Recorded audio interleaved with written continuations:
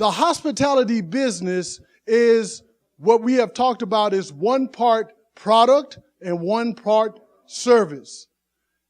Entertainment is a part of that product. And so our students, they, all four of my classes, they worked on this research to go from 1932 to now on how the industry has changed as far as entertainment is concerned. We've talked about in our class, and we know that the 101 class is all about let's connect the dots and see the big picture of what this industry is all about. And then later from there, you go on into your culinary areas, the different fields that we have that we, as professors here, believe that we're the number one 2-year school in the nation for hospitality. We are. What we all have been waiting for, the number one, the happiest mayor in America,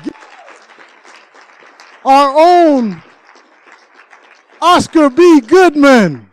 Hi, Lonnie. How are you? Good, sir. How are you Good doing, seeing you, sir? buddy. Thank you so much. Nice seeing Did you you. bring me flowers? I don't share it with anyone. You know, I used to be the mayor here, and I was term limited. I served 3 4-year terms, and I wasn't able to run anymore, so I took a position with the Convention Authority. I have a great deal of admiration for the folks here. I think this is the greatest school in the Valley. There's no question about it. And everybody, you know what I love about CSN? I love the fact that the folks who attend here really want to learn. It's not an excuse to not work, because many of you already have jobs and you're just trying to better yourselves. And as I say, I take great pride in this institution. And it was a pleasure when Lonnie asked me to come here and say a couple of words. I said I certainly would, because Lonnie and myself, how many years do we go back? About 40 years together. Yeah, no, he's not joking, about 40 years together. He was a great athlete at the other school. Was it UNLV at the time or not? Nevada Southern. It was Nevada Southern, and they had, besides Lonnie as a great basketball player, they had a really great ball player by the name of Elbert Miller, who was a little All-American and brought great pride to our community here. Well, I left the mayor's job in 2011, made America history. I was the only mayor in the history of this country who swore in his spouse to succeed him. And after I swore Carolyn in, I went home and I realized for the first time in many, many years, because I had practiced criminal law representing alleged mobsters around here for years. For 35 years I did that, and mayor's job for 12 years. For the first time, if my math is good, in 47 years, I had no place to go. It's a horrible feeling. I didn't want to retire because I have a lot of energy, and I didn't know what I was going to do. I didn't want to stay at home, and the phone rang, and the Convention Authority called me, and they said, how would you like to be the brand? And I said, what does that mean? They say, every morning, we'll send 2 showgirls over to your home, and they will pick you up, and the first thing they'll do is make you a martini with Bombay Sapphire gin, and all you have to do is sell Las Vegas. I said, boy, that's the easiest sale in the world. And they formed a special position for me. I am now the chairman of what's called the Permanent Host Committee. You know, a lot of cities have host committees that they form on an ad hoc basis. If they want to bring in a particular event, they get people from the community to get together and they promote the event, and then everybody disappears and goes back to their ordinary life. But here, we're doing this full time, and I'll tell you why. We are the #1 tourism destination in the world. And you know, and Ronda Rousey probably could say this better than I, when you're #1, somebody's always ready to knock you off the perch to make sure that you don't remain #1. And we were over in London. How many years ago was that? A long time ago. We were in London to a Travel Mart. And we saw that every little town, every city, every state, every country was competing with us to get our tourism business. There's only so many places that really specialize in it, and they were all trying to spend a lot of money in order to entice these various conventioneers and meeting planners to come to their city or their town or their state or their country. And Las Vegas had to overcome that. And what we do, of course, is we have the most visible, shall I say, mark or logo imaginable in the form of my beautiful showgirls here. So it's very important that I take them wherever I go. My wife gave me immunity when I was the mayor, and the immunity has carried over to my present position, which is very nice. And we're out there talking about tourism all the time, and there's two messages that we'd like to convey. One, and this is the most important one, it really works. And this is something for you to remember when you go out into the world and you're engaged in tourism-related matters. People like to be thanked. And the first thing I do when I go out is I thank the group, whomever we're speaking to, for choosing Las Vegas, because they have so many different choices. We thank them for being here. And it's remarkable. They appreciate being thanked. And at the end of their meeting, they usually re-up or re-sign for coming back the following year or the 5 following years.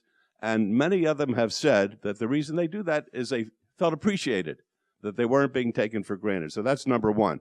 Number two, and this is where I need you, because it's very important that you buy into the truth, and that is, in order to preserve tourism, we actually preserve the quality of life that we enjoy here, because the money that we get from putting heads in beds, as they say, is the money that we use for our parks and our schools and our roads and the municipalities. So it's important that we protect that. About half the people in Southern Nevada are in a tourist-related employment position. It's a $55 billion a year business. That's billion, that's not million. And that provides us with the quality of life that we enjoy here. So I can't do it by myself every single day. I need help. And we're going to make an impassioned plea, the best I could do, for you to sign up and become an ambassador and to work with us with the host committee. It doesn't cost a cent. You get a lot of perks as a result of it. We provide different kinds of entertainment during the year to make sure that everybody who is helping us out is rewarded for it. And you go out and you volunteer to attend a meeting and to make people feel welcome. You go to the airport to greet a group. It's those kind of things. But the main thing is you feel you're part of the community. So with that, Lonnie, I'm happy to answer any questions that the class has. Does anybody have any questions? You're all smart students. Well, if you don't have any questions, I'll start drinking. And you see the way I drink. This is not a stupid olive in here. This is a real jalapeno pepper. Yes, and that's what I do. And when you drink your martinis, please ask for a jalapeno pepper because it's amazing. I'm going to give you a lesson now on jalapeno peppers. In the martini, when you have a jalapeno pepper, when you drink down to here, it's mellow. It's really very, very cool. It's a great drink. When you drink from here to here, you begin to lose the sensation in your fingers and your toes, and that's when you call upon the designated driver. It's when you hit the halfway mark here. Yes? In my classroom, we learned that if you bring something for one, you must bring something for all. I brought something for all in terms of that jalapeno. Yeah, you want to know something? That's not the American way, lady. You've been here a long time. What do you see as like the biggest change you've seen in Las Vegas in all the years that you've been here? Well, I have to relate it to my own experience, of course. That's what we talk about. When I got here in 1964, before you were even a glint in your parents' eyes, it was a cow town. It was a small town. Everybody knew each other. Our social life revolved around a supermarket, believe it or not. It was in Commercial Center, which is off of East Sahara. And people would go to the supermarket on Saturday and Sunday, and you would see the doctors, and you'd see the coaches, and you'd see the reputed mobsters, and senators. Everybody was there, and everybody knew each other in those days.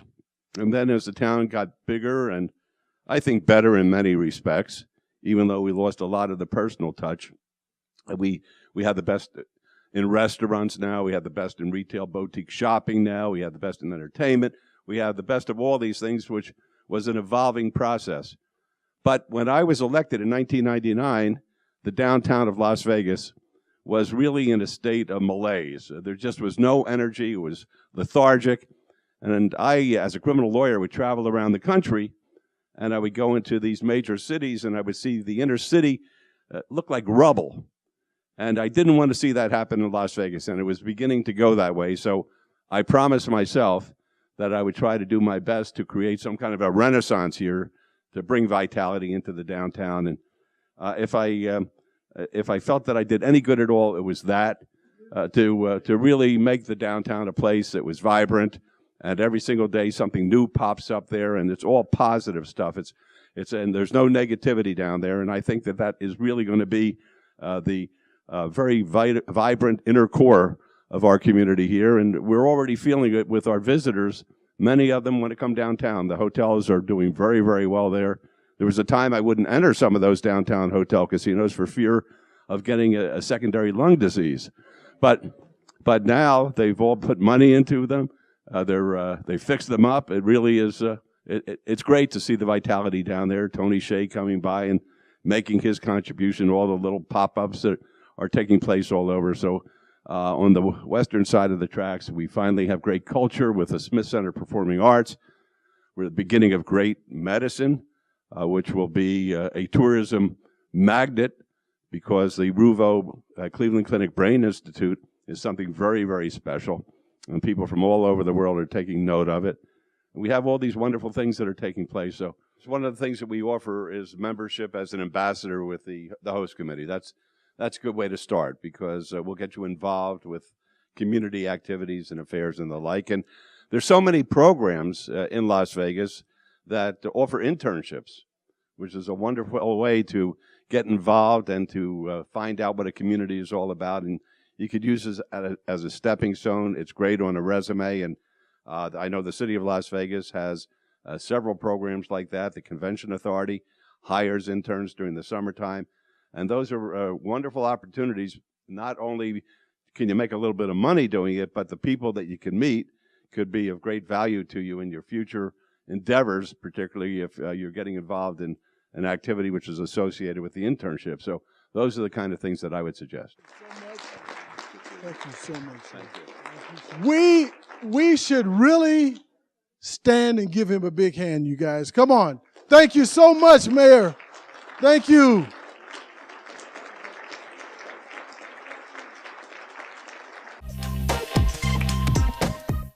He has done so much for a lot of people like myself.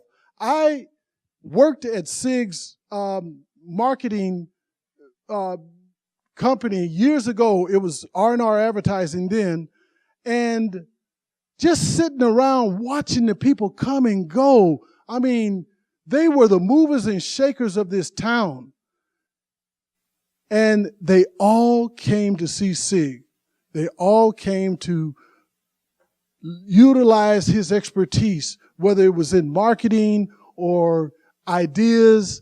I'm telling you, he is a phenomenon himself. So without any further ado, you guys have Googled Mr. Sig Rogich. So I would like Sig to please come up, and thank you for coming. You know, I watched this town grow up. One of the things we did not have in this town is proper planning.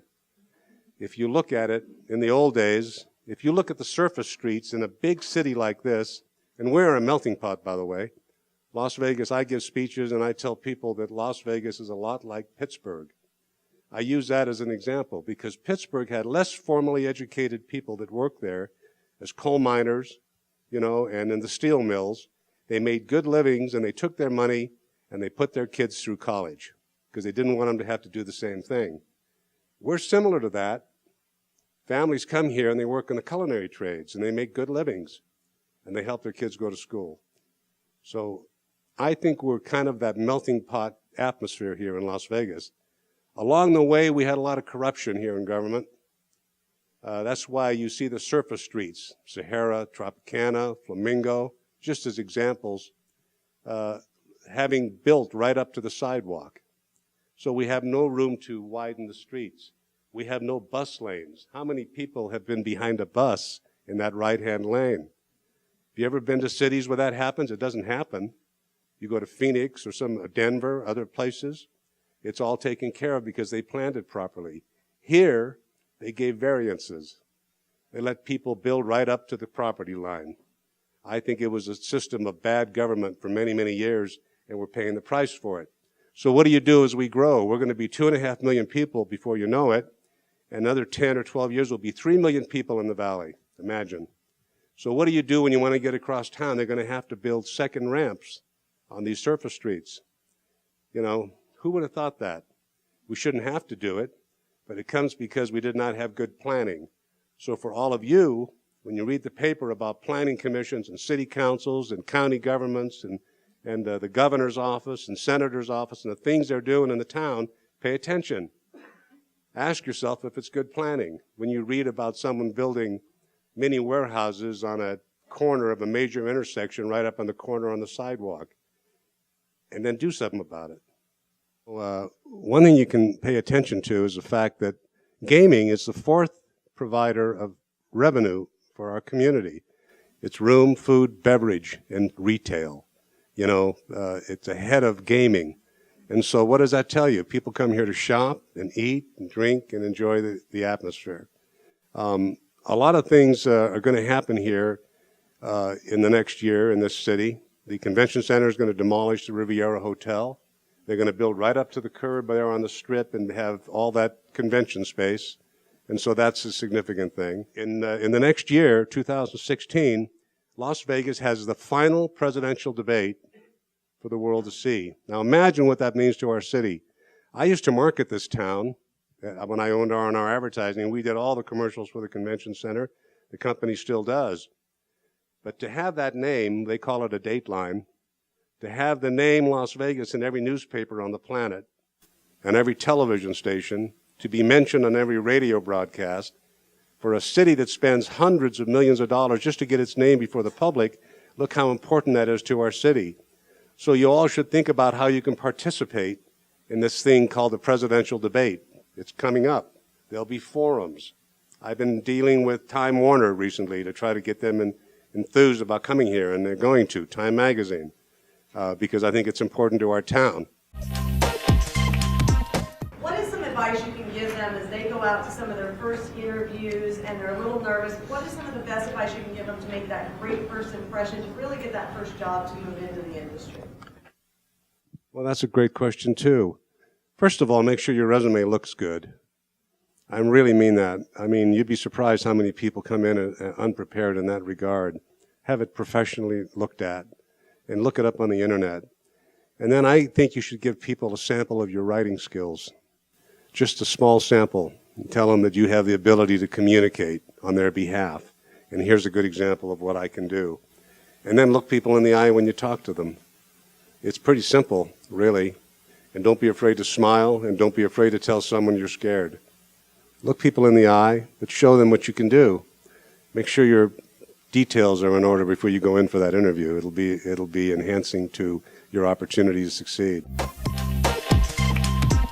I've been working on that high-speed train now for 12 years. Just let me tell you what the process is. And I'll tell you what happened during that period of time. In the 12 years, China built something like, I don't know, 500,000 miles of rail service throughout their country. In that period of time, Japan enhanced their rail service, Germany, Switzerland. It took us 12 years to go through 21 federal agencies at a cost of over $50 million just to get approvals to build a high-speed train. Everybody says, well, why did it stop in Victorville? It wasn't stopping in Victorville. That was the first landing, and then the connector should go over to the part of California through Palmdale, which is a 50-mile jaunt.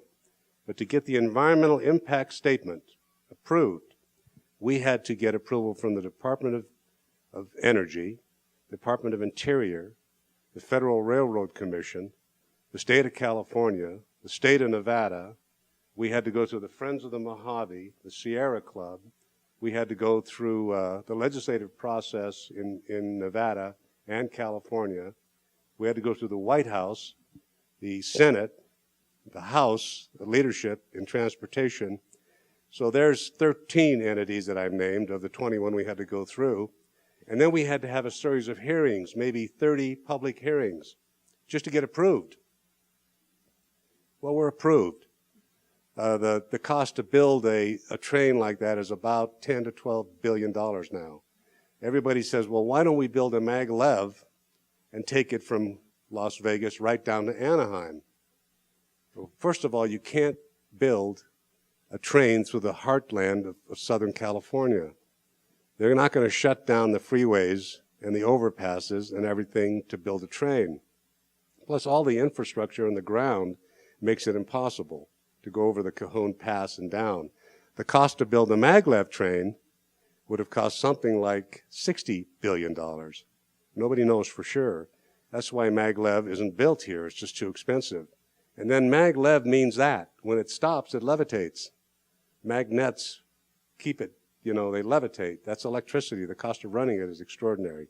Having said that, we just signed an agreement with China, and in December we'll have more definitive approvals, but we believe that there's a possibility that a high-speed train would then go from here to Victorville to Palmdale to Los Angeles in 2 hours and 30 minutes.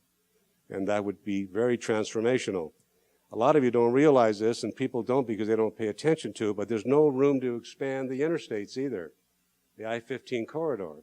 But truck traffic is going to double in the next 5 to 7 years, which means that if it takes you 5 hours to get to San Diego, it's probably going to take you 10. So I think there's a good chance that it could happen.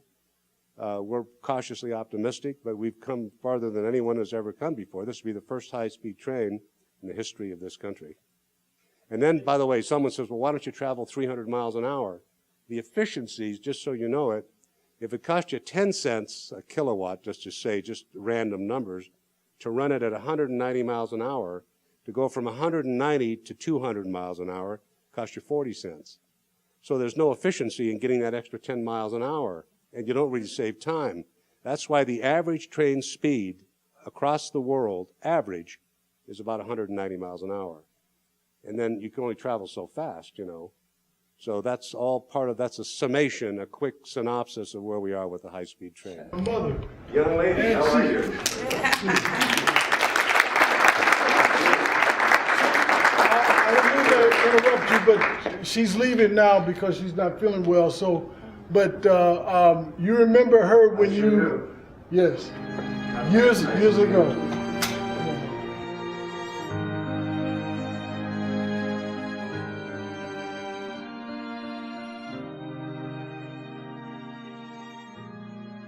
I want to share with you a young lady that is a student here that has performed for years, but I'm going to let her talk to you about that.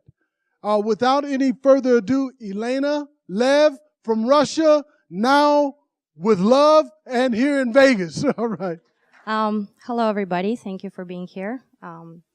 I'm a little bit shy, although I've been a performer for the past 22 years with, I come from Russia, Moscow. I joined Cirque du Soleil when I was 12 and I started touring the world, starting from Canada and all over North America, Europe, Asia, all over the place. So I'm originally a rhythmic gymnast and my parents were my coaches, and I've created a solo act with hula hoop and contortion, and I've traveled around the world. I've been a performer for 22 years. My career's been great, and it's been successful. I'm kind of known around the world in what I do, and in great companies. Cirque du Soleil, you all know it has 8 shows. I'm personally been a part of 6 total. 4 of them were touring, and 2 of them were one in Madison Square Garden, New York, and one that's located here, which is Zumanity. I don't know if some of you have seen it. It's a little burlesque, but amazing show.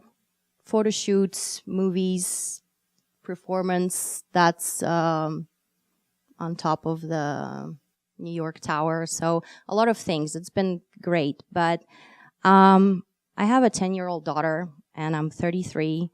And what's next? I've been performing with my body. I'm getting tired. And I'm like, I need to do something for myself. Another passion in my life that I have is actually cooking.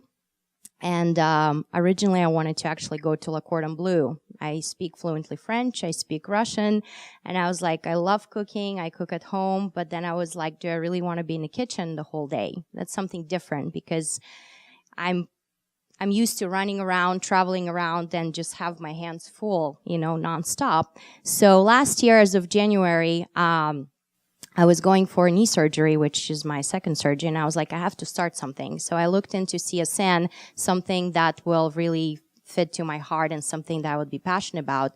So I decided to go for an associate's degree in food and beverage management. This is what I started in January. I've taken a couple great classes so far, including with this one, this semester, hospitality, where Dr. Wright really pushed me to some things. And being already in the third semester, second and the summer, have achieved some great things for myself, I think, with his help and the class and everything. So this is my daughter. She's also my inspiration and my life. So sorry. And cooking class is what I'm taking as well. Paula is somewhere there, my team person from cooking, and I'm currently taking Chef Steve's class, just basic cookery, and it's been actually amazing. We also rock. We're at the top of the class.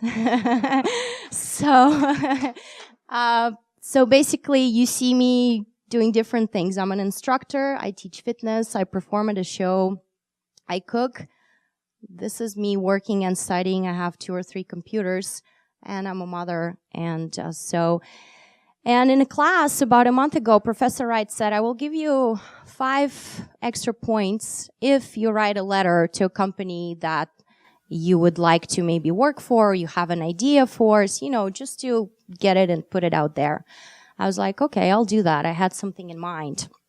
And I had a friend who kind of noticed me as I was behind the desk working, managing front desk and an instructor. She's like, hey, you want to come and do like internship for me? Just, extra money, do some inventories, do some things. And I'm like, okay, it sounds good.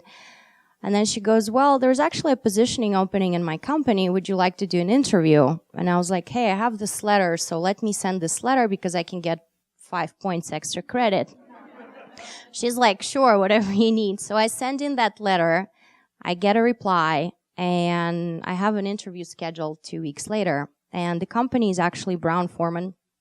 They own Jack Daniel's whiskey and Chambord and Corbel Champagne and Herradura. So it's a big, big alcohol company. And the company that works for them is called The Hive. Basically, we operate and market and everything for Brown-Forman. So I got to have an interview with 2 of the Brown-Forman directors here in Las Vegas. One manages MGM Groups, one manages like Hakkasan, Caesar Palace. It's a lot of information in the past month. So I did the interview, and a half an hour later, the guy calls me and he says, you got a job. So,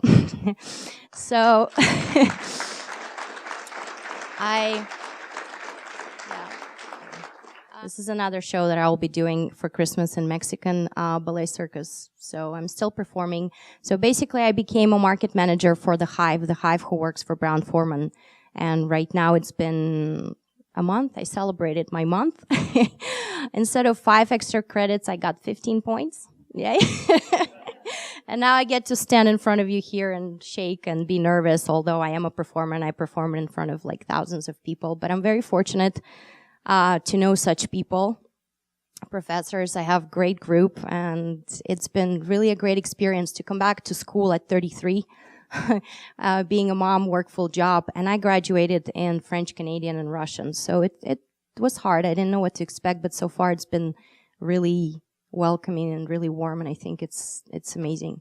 This is what I do now on a daily basis. I get to taste whiskey, talk about whiskey, teach whiskey, and meet, I go about, I visit about 2-3 casinos every day and meet the managers and market managers and get to promote mostly Jack Daniel's and do like a lot of events. And so it's been a great experience. And right now I'll just show you a little video because Mr. Wright, Professor Wright insisted. So you get to see a little bit of entertainment, and thank you very much.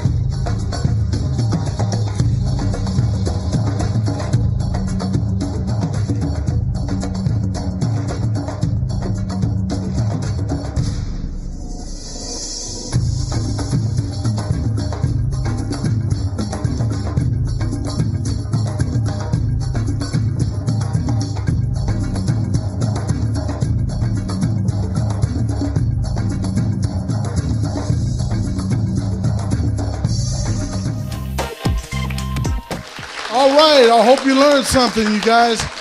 Now, governor, mayor, attorney general. Okay. My father came here in 1926. Las Vegas was a railroad town. It was not until 1931 that the Nevada legislature legalized casino gaming. So none of that existed when my father came. When my dad finished law school in Washington, D.C., we came back here in January of 42. I was just a little guy, but I do remember the trip. There was the El Rancho Vegas was the only property on the Las Vegas Strip. The population in 1940 in Las Vegas was about 8,500. Reno was about 3 times the size. And Las Vegas really was more of a railroad town. You know, the iteration in terms of how Las Vegas in the modern era came into existence. And the guy whose name is our county was one of the notorious rogues of the Golden Age, William Andrews Clark, who had bribed his way into the United States Senate. Senate rejected him. He later got there, but that was Senator Clark. And William Andrews Clark was the one that proposed that we needed a connecting link. There was no rail link between Salt Lake City and Los Angeles, none. And so he financed the operation that was later became the Union Pacific, and that's how Las Vegas in the modern, you've all seen the pictures, 1905, the auction and all that. Prior to that, it was kind of a stop on the old Spanish Trail. There was water here. When I was a kid growing up, the artesians flowed to the surface in many parts of the valley, and in fact, in 1948, Woolworth and Cornett, 2 big new developments in downtown Las Vegas, were racing to get completed before Christmas. Woolworth succeeded, Cornett did not. Their master plan had a basement, and they couldn't control the water. So, okay, so let's go fast forward. That's enough about the old history. So, and I think Pat did a great job of explaining some of the changes, but in 1941, the El Rancho came, and then in 1942, the Last Frontier. They were the only 2 properties on what later became the Las Vegas Strip. And my father was a lawyer. It was the days before people had credit cards. There was no Visa, MasterCard. Maybe somebody had an American Express. But, you know, my father was an attorney, so I don't want to portray us as, you know, I mean, a poor family. But the locals, the professional, the business people, they had what they call city ledger accounts at the El Rancho and the Frontier, and later the Flamingo, and I want to get into that for a moment. And one of the benefits of that is you could take your client or the family and charge it, and they would send you the statement. Now, as a kid, I wasn't thinking about client or charging anything, but as a member of his family, we had swimming privileges. So I swam at the El Rancho, the Last Frontier. This is long before people had, you know, pools. And I remember when the Flamingo opened up, that was still one of the great pools in Satan. Going out there to the Flamingo was really So what happened? I mean, the war ends in 1945, and the concern was that Las Vegas would be the same sleepy town it was before World War II. 2 big events that today would have been considered catastrophic. Nellis, as we know it today, the Las Vegas Army, it closed. End of the war, closed. BMI, Basic Magnesium, which led to Henderson's formation. All of those old plants closed even before the war. So this kind of looks like, wow, 2 strikes, 1 more, we're out. But certain things had changed, and Pat has done an extraordinary job with the LVCVA. A few things were changing. People had a lot of money after World War II. You couldn't buy an automobile. You couldn't travel. People were getting overtime, so there was affluence. We're talking not just about the so-called 1%ers, but we're saying most Americans had been working and a couple of things happened. One, the work week. When my father was a lawyer practicing, the courthouse was open on Saturday. So the work week was 5.5 days a week. Shortly after the war ended, the work week became 5 days. That meant you could drive up from L.A., spend Friday night here, Saturday night here, and there were other things that occurred. All of a sudden, airline travel became more commonplace. Now, in the 1940s, we didn't have a whole lot of air travel. Automobiles, a little better.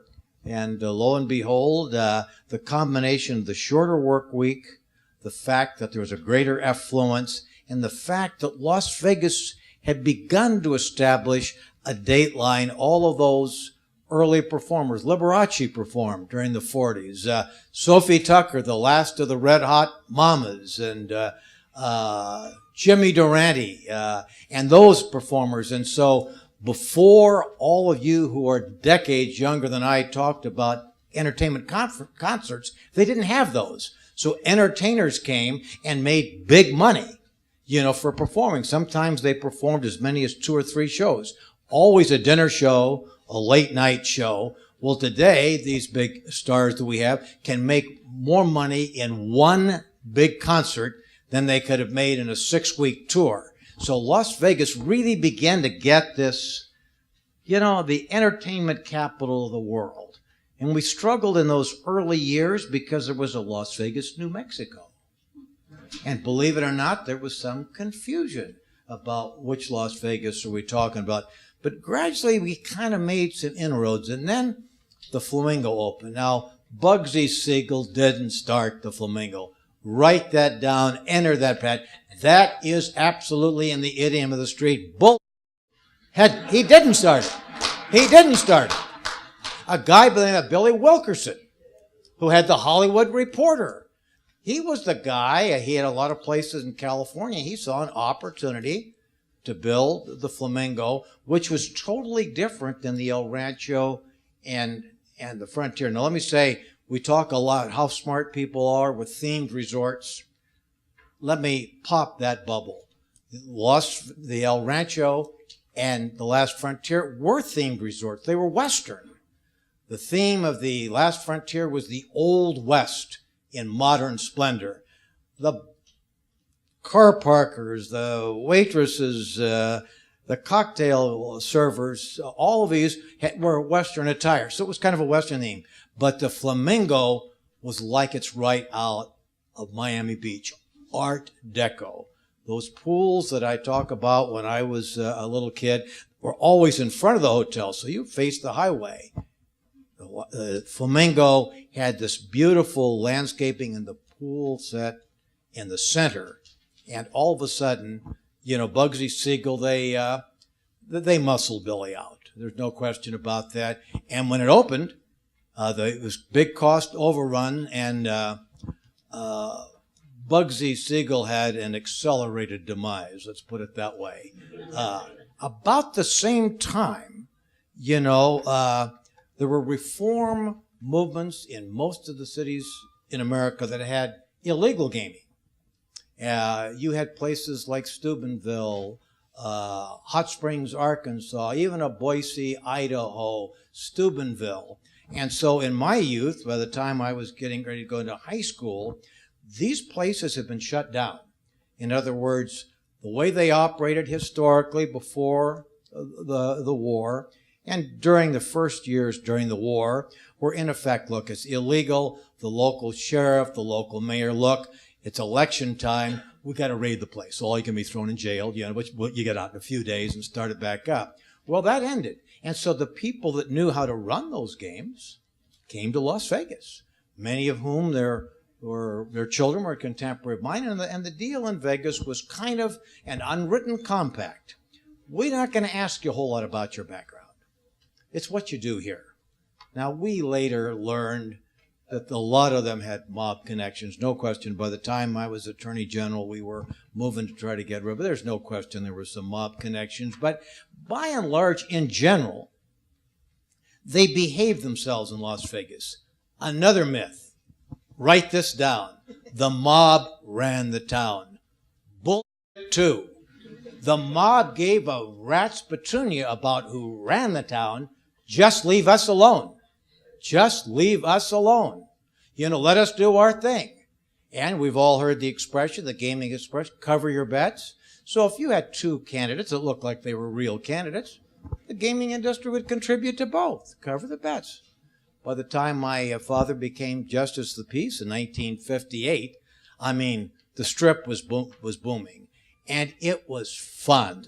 The industry grew, and it prospered and did very, very well.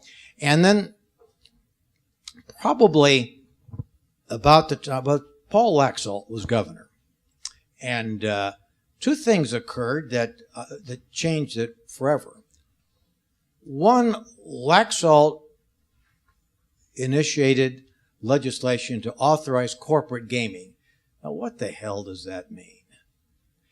Before corporate gaming, every individual, everybody with the room temperature IQ had to be investigated and approved by the Gaming Control Board and the Gaming Commission.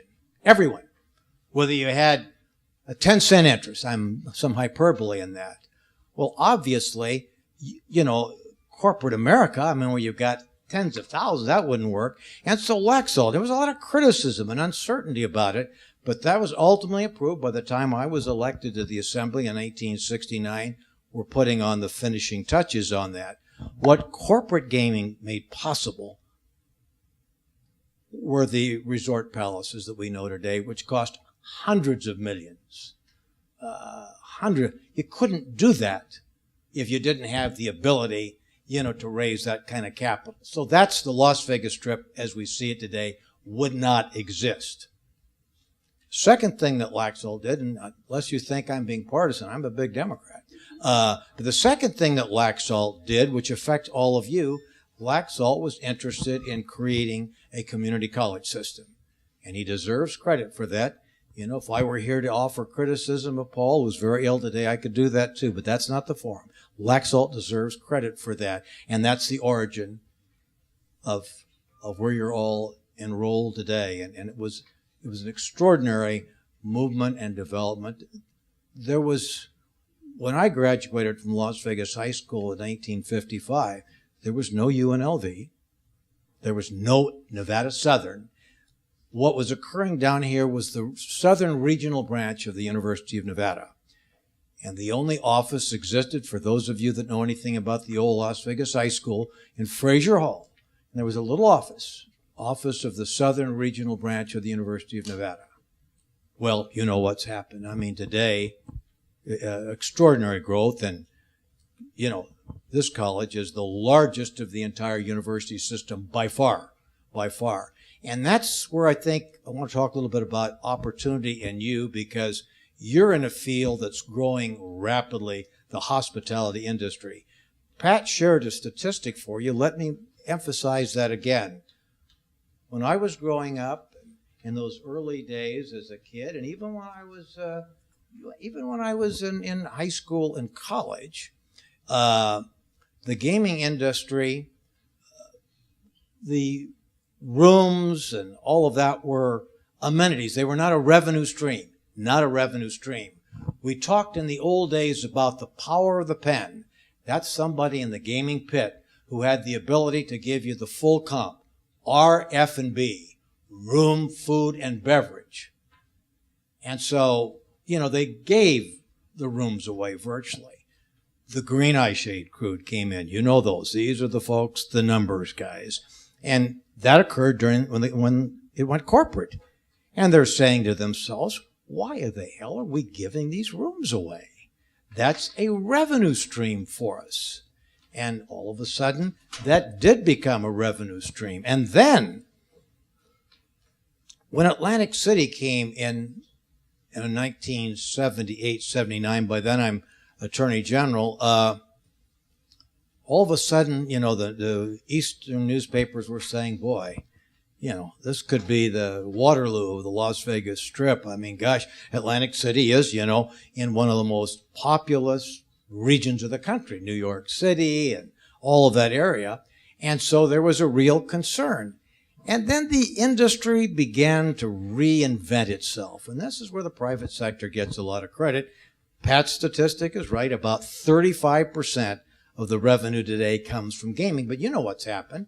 In effect, we have world-class dining to be honest, a few price points above an old pensioner like me's income. I don't dine at it, but they're world-class restaurants. And chefs, look, I'm a hamburger and French fries kind of a guy, so world-class chef, that's nice. I'm glad we have them. That's not my bag. I'm not into that. You know, a good hamburger, maybe steak and baked potato, you've hit the high notes as far as my culinary taste. But they came in, and all of a sudden, these very high-end fashion places. And you know, so now it's become a destination resort, and that is and that again expands the potential opportunities for all of you in the hospitality industry.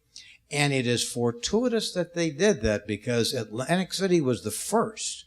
But what really began is all of a sudden we now have gaming in one form or another. Many casino gaming in 48 of the 50 states. Only Utah and Hawaii have no gaming. So, IGRA, the Indian Gaming Regulatory Act, all of a sudden a lawsuit was filed, and the court ruled that the states did not have control of gaming activities on the reservation. So there is a huge gap. Who's going to regulate?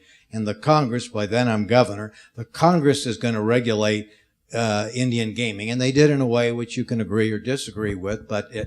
So all of a sudden, Indian gaming is widespread.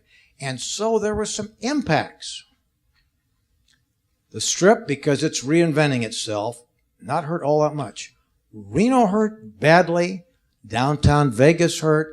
Laughlin, because look, if your cup of tea is spend a couple of days, gamble to your heart's content, have a nice room, get the kind of meal that I'm talking about, steak and baked potato and that sort of thing, you don't have to come to Las Vegas for that. And particularly in northern Nevada, we're crossing the Sierra in the wintertime. And so those casinos bled a lot. And so Laughlin hasn't grown much. And downtown Las Vegas was hurt badly. Reno particularly hard. And again, you know, it looks to me like, and Pat pointed out, downtown Las Vegas has had a resurgence where the Strip revenues have been down for the last reportable quarter or month, downtown Vegas. So the industry is constantly changing and evolving, and it's an industry that I think has great potential, but it will change again. There's just no question about it. Well, Las Vegas is a different place, and it's transformed dramatically over the decades. Now, so let me go back a little bit and explain the Las Vegas that you would never have known. You can go all the way back to the beginning when we were just a small valley, and Las Vegas, meaning the Meadows, attracted some population other than the Native Americans that were living in the area. We attracted some from Utah, from the LDS community, and the fort was built there. But downtown was recognized as a gaming community because it was a railroad stop between Salt Lake City and Los Angeles, where they had to stop for water. And there were little sawdust-type floor saloons around Las Vegas. And it wasn't Las Vegas at that time. Its name, we're in Clark County, and Clark County is named such because it was founded by a former U.S. Senator, not of Nevada, but of Montana. He also was chronologized as perhaps one of the most corrupt U.S. senators in history. But he and his brother founded the township that became Las Vegas. Now, I came here in the mid-1950s. And the way they were structured, besides the fact that they were all ranch-style ground level, except for the Riviera, which my father came to be one of the owners in '55, and they built a 9-story tower. And he and his partners were ridiculed by all the other gaming entrepreneurs who said, "What the hell are you thinking? You want to make your guests go up and down in an elevator? We got all this space out here. Start building out in the back." And that was the beginning of transition in the types of hotels and casinos. So when I was a child, the typical hotel in Las Vegas had just one big casino area, a lounge where there was entertainment at night, a showroom where your primary entertainers were, a coffee shop, and one nice restaurant and a swimming pool. That was it. And everything for a person who was gambling was essentially given free. Anybody who was a customer of any consequence, if you were in one hotel, let's say the Riviera, but you wanted to go to something at the Desert Inn, my father from the Riviera would call his counterpart at the Desert Inn and say, my customer Joe's coming over, can you take care of him? And they would comp or give away things to that customer. And that would be reciprocated in reverse when the customer from the Desert Inn wanted to come to the Riviera. There are historical transitions that occurred that made the differences to lead us to where we are now. One of the first was the fact that bankers decided maybe they would take a chance, and two bankers, a Jewish banker from Los Angeles and a Mormon banker from Utah, got together and formed what's called Valley Bank. And you might have heard the term Thomas and Mack, the stadium where the UNLV Rebels play, where Dr. Wright, put his tremendous hook shot and say, you're like me, he might have had a jump shot. My jump shot is, if you could see air below my tech sneakers at all. But in any case, Perry Thomas and Jerry Mack were the two that decided, maybe we can legitimize this. We can actually loan money to these casinos because they're going to stay here and they're going to grow, and we will be able to make a profit. And so that was the first one of the more significant transitional changes that occurred. With the legitimate financing available and with the legitimacy of the public corporations being there, it was determined that you could go forward. So let's take a look at a couple of things that were really significant at the time. The Caesar's Palace was built, a themed hotel, kind of the first themed hotel, having a Roman atmosphere to it. It was the origin of it, or the concept of it, was come from one of the partners named Jay Sarno. The way you would describe Las Vegas, and I was describing it to a gentleman yesterday that I'll explain later, but when you talk to Las Vegas, well, if you came in by bus, you stayed downtown. If you flew in, you stayed on the Strip. So there wasn't a lot of elegance to downtown. Steve Wynn, a young, creative thinker also, said, I'm going to change that. I'm going to buy the Gold Nugget, but I'm going to put in gold fixtures and higher quality living arrangements in the rooms, and we're going to make this a classier place downtown. That was not accepted. It was, as Steve told you, people ridiculing him later on, it was kind of ridiculed at the beginning, saying, what sense does that make? My God, I don't know. Well, one thing happened for him that made a difference with the Golden Nugget, besides the fact that he got a property in New Jersey. He developed a relationship with an entertainer who was kind of near the end of his career, very well known, and was very selective on what and where he wanted to perform. And so he had a small room in the Golden Nugget, and he had a fellow named Frank Sinatra. So that was a part of the transition for Steve Wynn, who ultimately developed a relationship through a mutual friend with Michael Milken, one of the more significant financial minds in our lifetime. And Michael Milken showed him how to leverage certain high-yield bonds in order to finance the Mirage Hotel. The Mirage Hotel, as Steve told you, was the first really resort-themed hotel. It wasn't Caesar's Palace, it was more than that. He put the volcano out in front of the Mirage Hotel. He had hired Siegfried and Roy to put one of the most big production shows that you've seen, the initiation of those, as opposed to the headline room entertainers. And then he built that opening, it opened in 1989. Now by 1989, I had become governor of the state of Nevada. And I wanted to bring the Western governors here for a meeting. And our first meeting was going to be at the new Mirage Hotel. My eyes kind of glossed over, and I said, this is a really phenomenal place, Steve. I mean, God, your overhead must be astronomical. He said, no, it's $1 million. I thought, huh? You think you can cover like $1 million a week? Or no, it's $1 million a day. I said, you're going to open up a hotel that's going to have an overhead of $1 million a day? Did it cost him $680 million to build it? I said, yeah, that's no problem. You know, we'll make $300,000 a day off of the slots. We'll make $300,000 a day off of the rooms.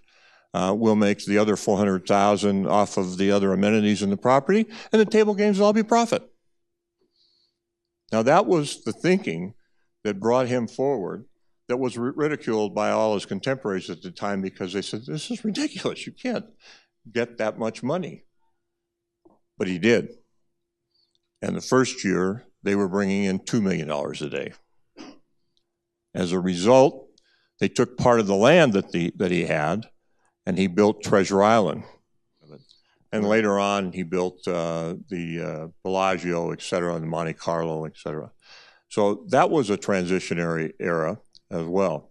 But because of the need for financing at a much higher level as other properties began to be built, they went to financial considerations as, how are we going to get this much money?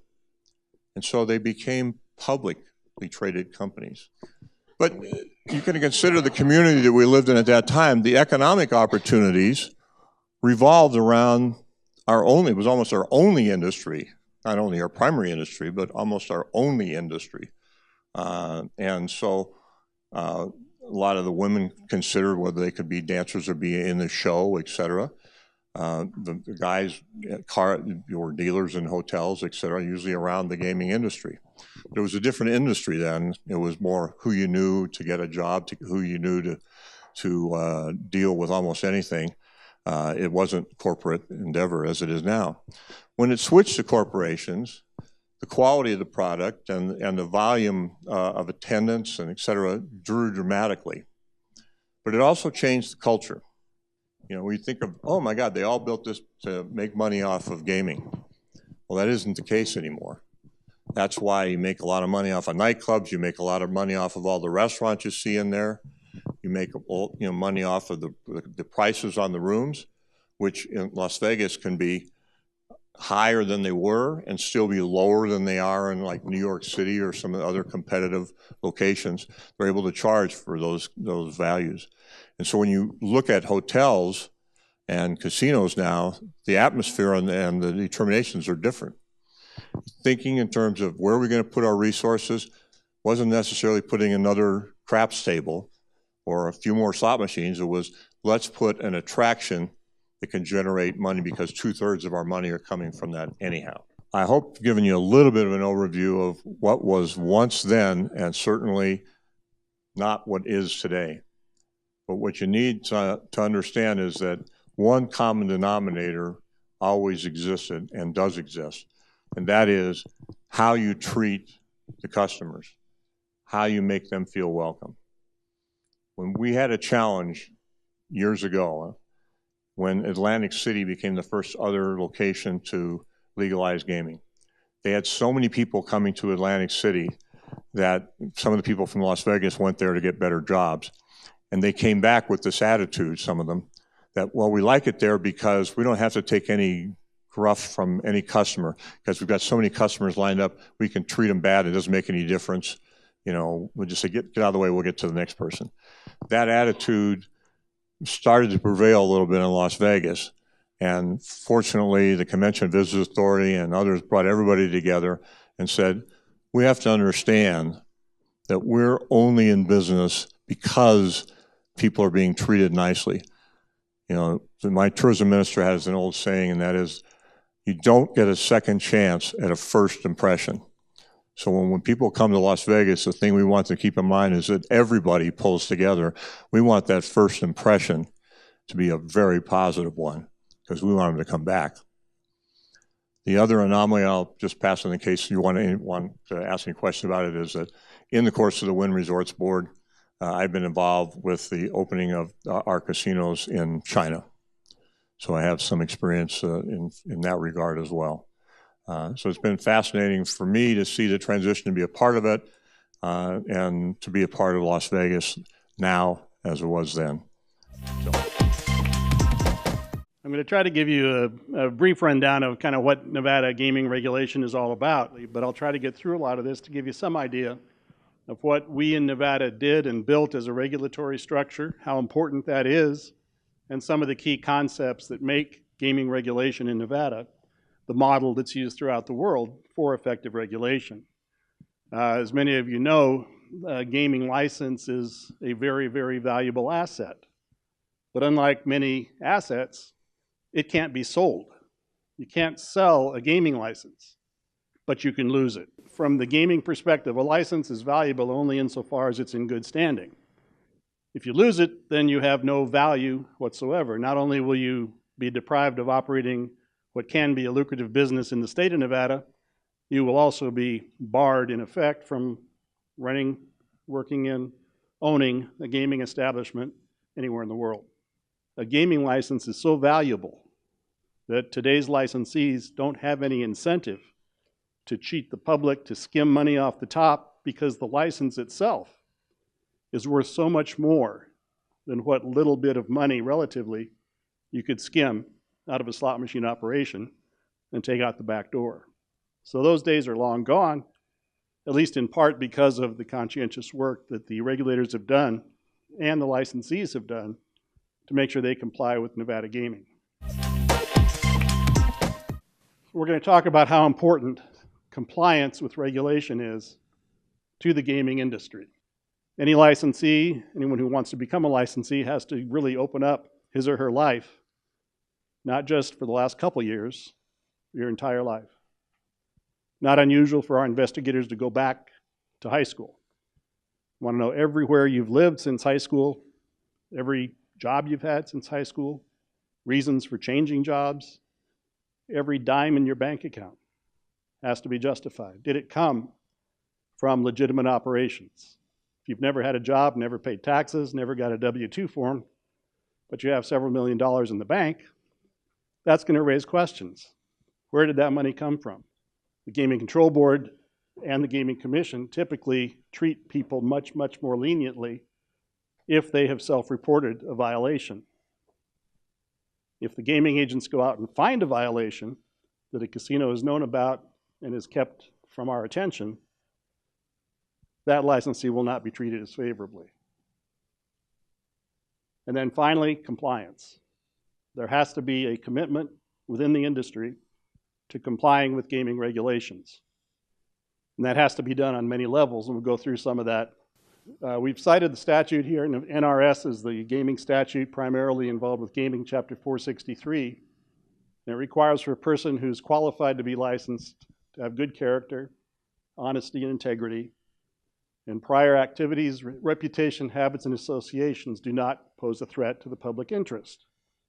That's why if you've been convicted of a crime, especially a crime involving integrity, stealing from an employer, that kind of thing, then there would be a threat to the public interest, especially with the gaming industry and how much cash actually is handled.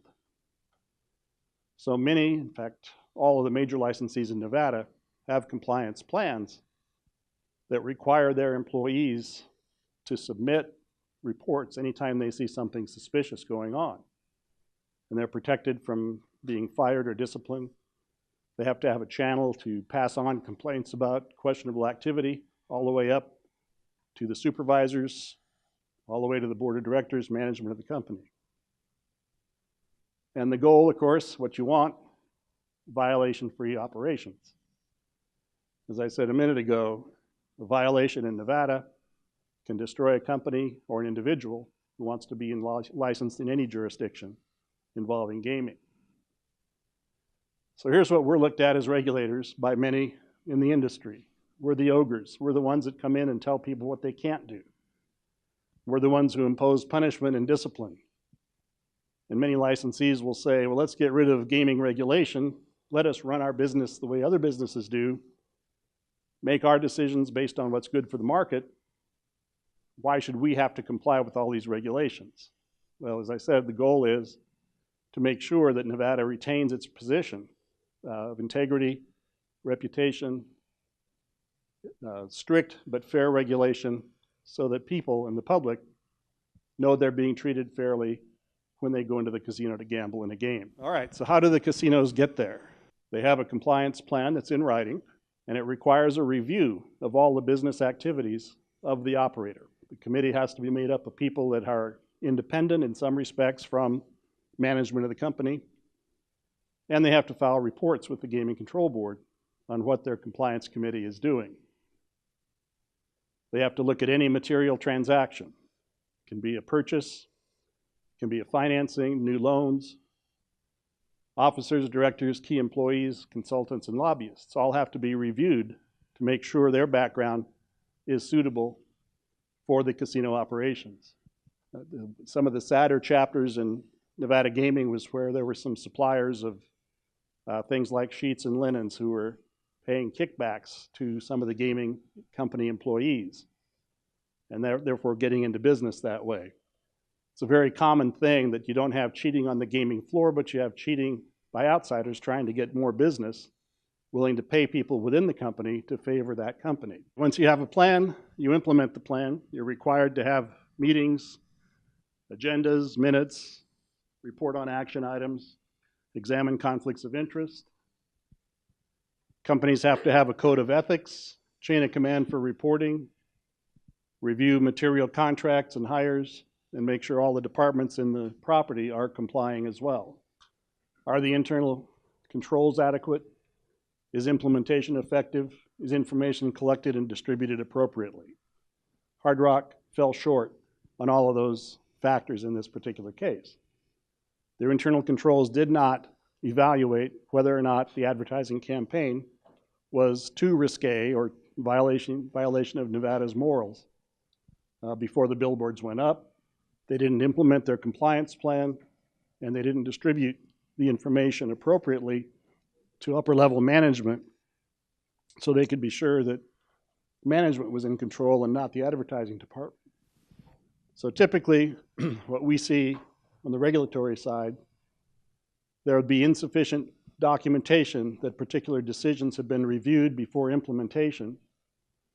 And then there might be company-specific items that aren't addressed. So it's nothing wrong with being edgy, with the Hard Rock being an edgy property, trying to appeal to a certain level of customer.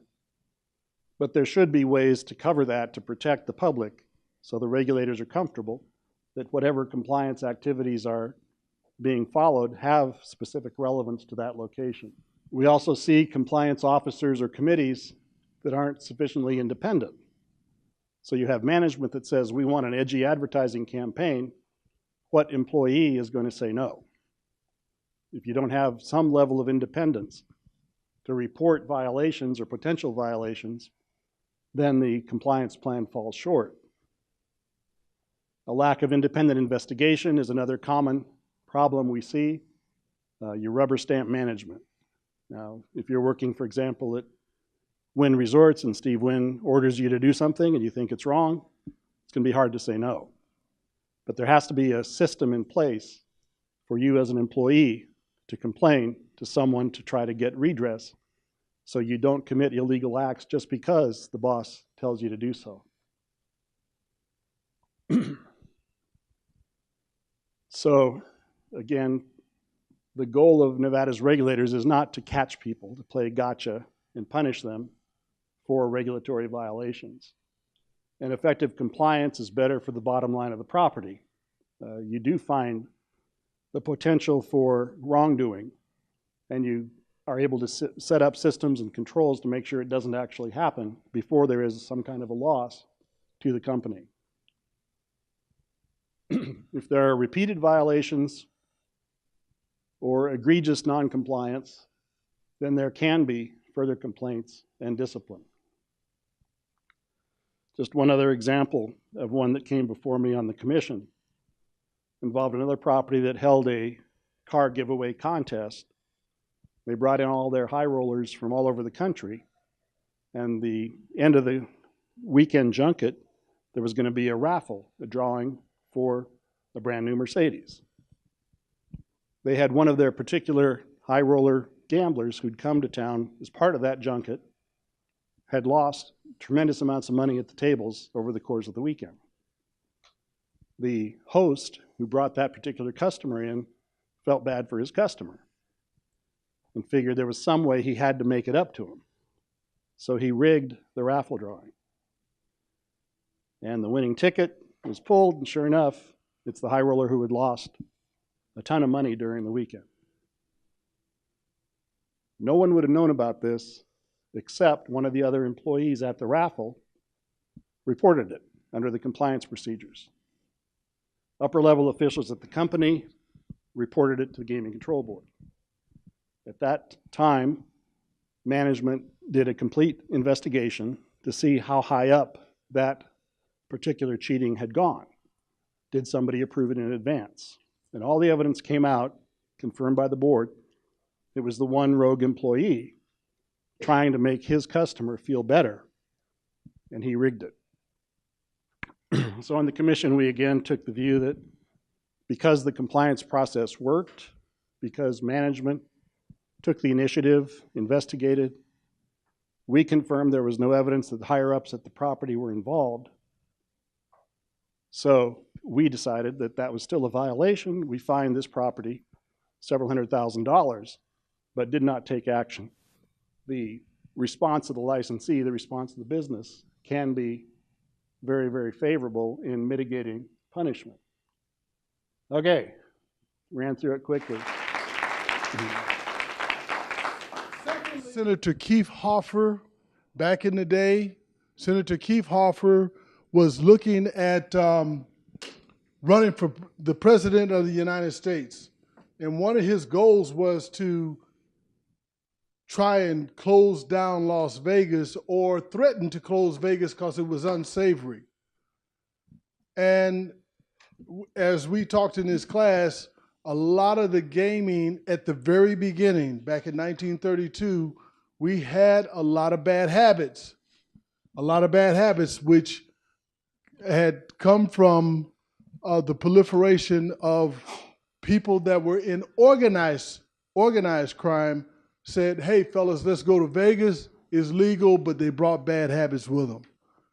And some of those bad habits was one of the things, or some of the things that Senator Keith Hoffer talked about. And so that said, we needed a regulation committee. We needed a gaming control board. Mr. Bernhardt and the commission and their agents are very serious about regulations. They will not play games, and as Mr.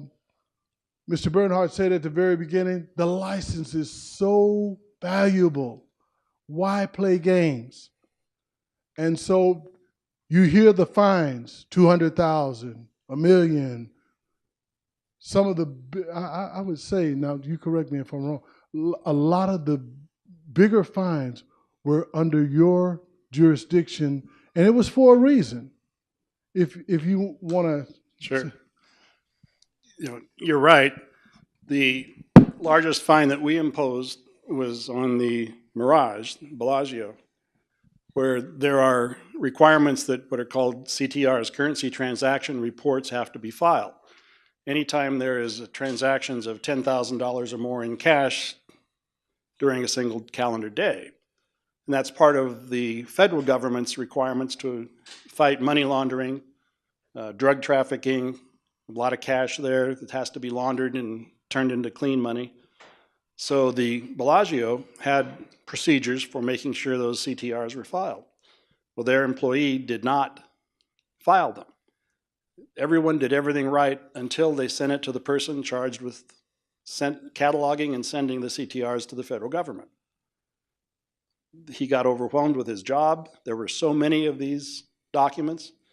They piled up in his office. He had boxes and boxes of CTRs dating back several years that had not been submitted.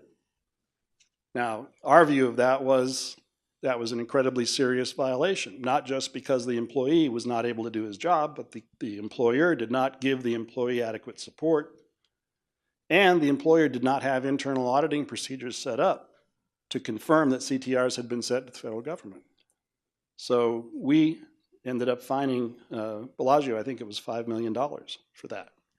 A lot of people felt that was a pretty minor violation for that kind of a fine. But if you don't submit required reports to the federal government says the gaming industry can't control itself, we're going to shut it down. The entire industry could have been shut down because that one employee was overwhelmed. Well, you know, there are many anecdotes that Mr. Bernhardt can talk to us about. I know a lot of our students have to go to another class. Again, give Mr. Bernhardt a big hand. And I want to say this, to get Mr. Bernhardt to come out and speak to you, he has a very busy schedule. So I am just so grateful for you coming by and remembering our 50 years of friendship. Those of you that are thinking about taking gaming classes, the gaming program is no joke. It is really just as serious, and they impart so many serious things about protection of the game, people cheating, dealers. I mean, it is very viable, and it's a program that we really need to bolster for this industry. So again, class, thank you so much for coming. I really appreciate you.